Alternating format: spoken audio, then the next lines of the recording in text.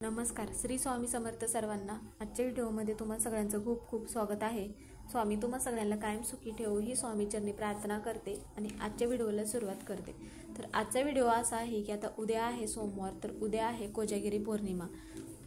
कोजागिरी पौर्णिमा असल्यानिमित्तामुळे आपल्या घरामध्ये एखादी व्यक्ती अशी असते की ती खूप दिवस झालं एखादं काम करत आहे, पण ते काम पूर्ण होत नाही किंवा मग तुमच्या आयुष्यामध्ये सतत काय ना काय अडचणी म्हणा किंवा अडथळे निर्माण होत असतात.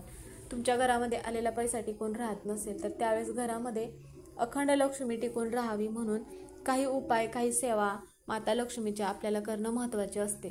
तर आता ह्या सेवा आपल्याकडून दररोज करणं शक्य होत नसते, म्हणून पौर्णिमेच्या दिवशी आपण जर माता लक्ष्मीच्या काही सेवा उपाय केल्या तर त्याचं फळ आपल्याला नक्की मिळत असतं.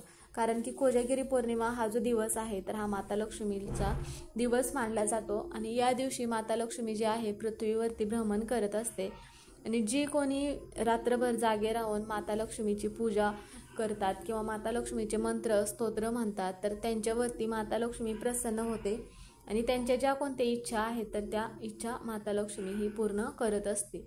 म्हणून मग आपल्याला काय करायचं आहे, सोमवारी कोजागिरी पौर्णिमा आहे तर कोजागिरी पौर्णिमा असल्यानिमित्तामुळे संध्याकाळी आपल्याला दिव्याखाली एक वस्तू ठेवायची आहे आणि मग ही वस्तू दिव्याखाली ठेवल्यामुळे आपली जी कोणती कठीण इच्छा असेल तर ती इच्छा तर पूर्ण होतच असते, पण आपल्या आयुष्याचं पण सोनं होण्यासाठी मदत होते.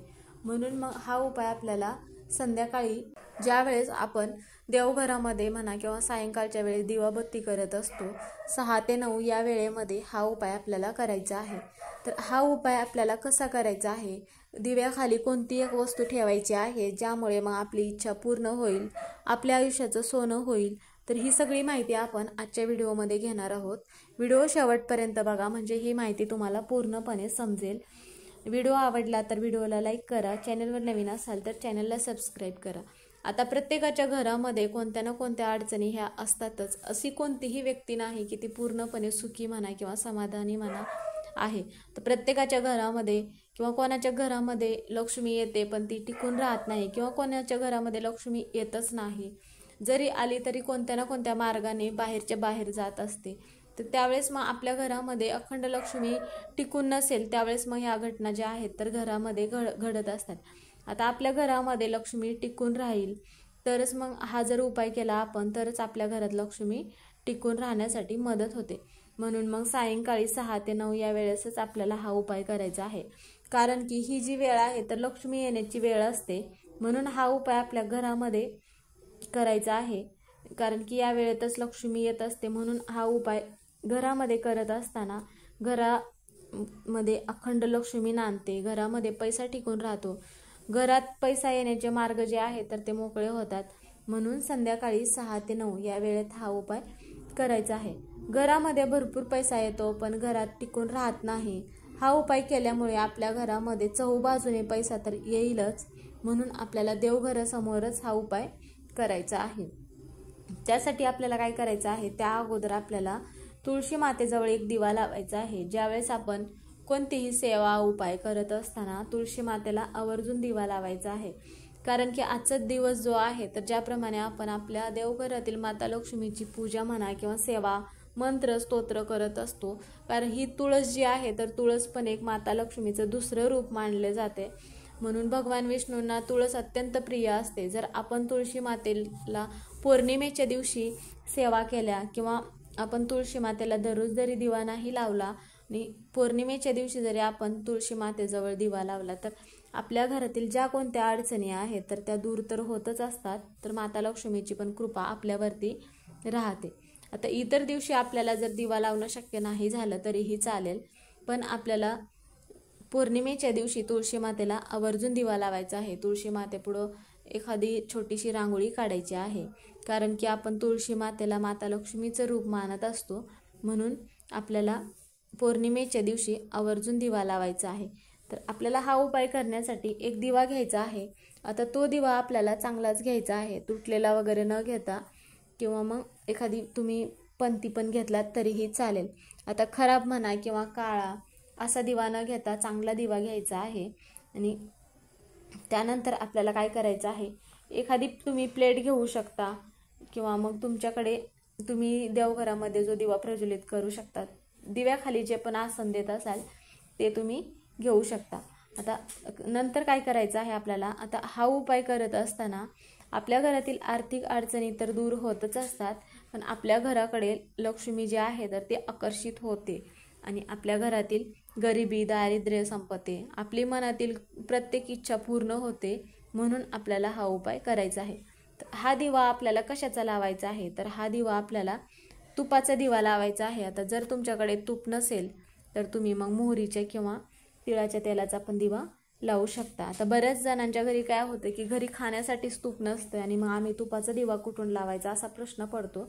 म्हणून मग त्यावेळेस इतर तेलाचा लावला तरीही हरकत नाही. पण जो दिवा लावणार आहात इतर तेलाचा, त्यावेळेस त्या दिव्यामध्ये थोडीशी आपल्याला हळद टाकायची आहे.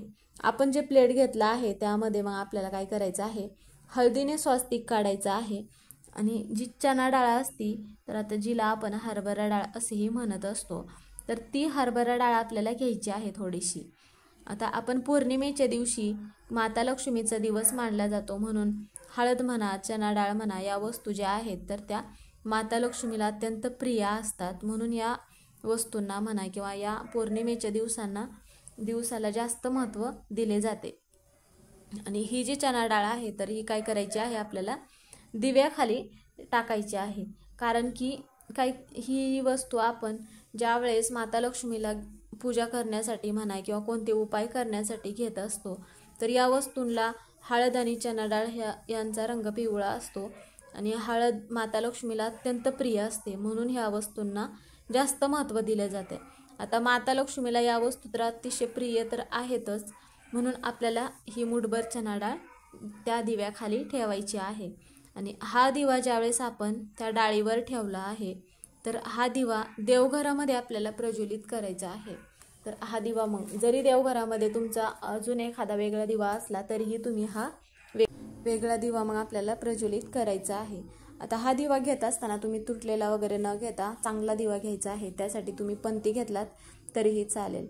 आता त्यावेळेस मग आपल्याला काय करायचं आहे, हा दिवा प्रज्वलित केल्यानंतर दिव्याखाली आपल्याला चणा डाळ टाकायची आहे थोडीशी, ज्याला आपण हरभरा डाळ असेही म्हणत असतो. आणि नंतर मग आपण ज्यावेळेस माता लक्ष्मीला प्राप्त करण्यासाठी आपल्याला ह्या ज्या वस्तू आहेत ज्या अतिशय प्रिय आहेत त्या वस्तू आपल्याला घ्यायच्या तर आहेतच.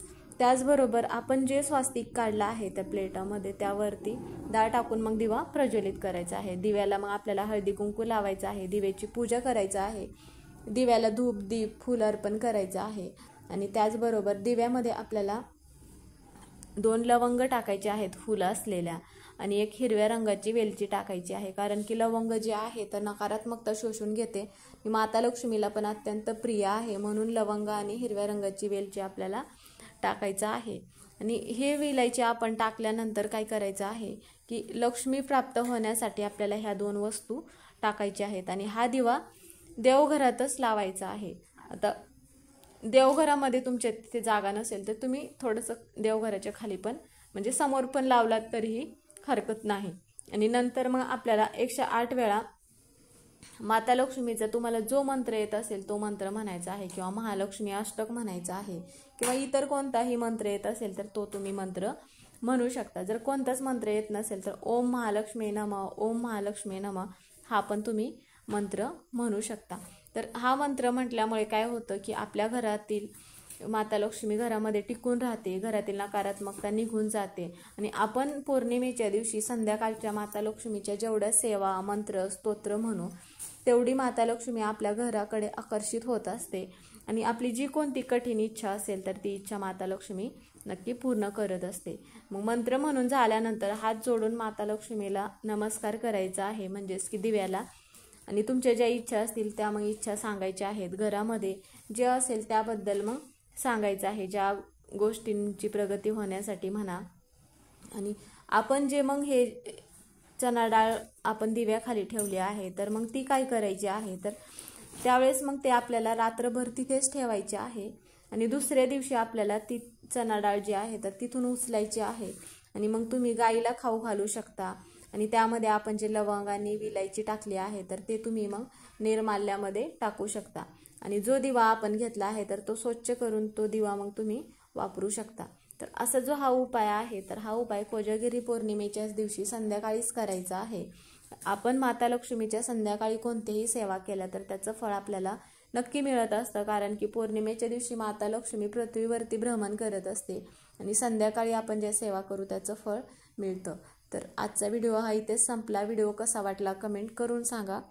कमेंटमध्ये ओम महालक्ष्मी नमः हे लिहायला विसरू नका. व्हिडिओ पूर्ण बघितल्याबद्दल धन्यवाद.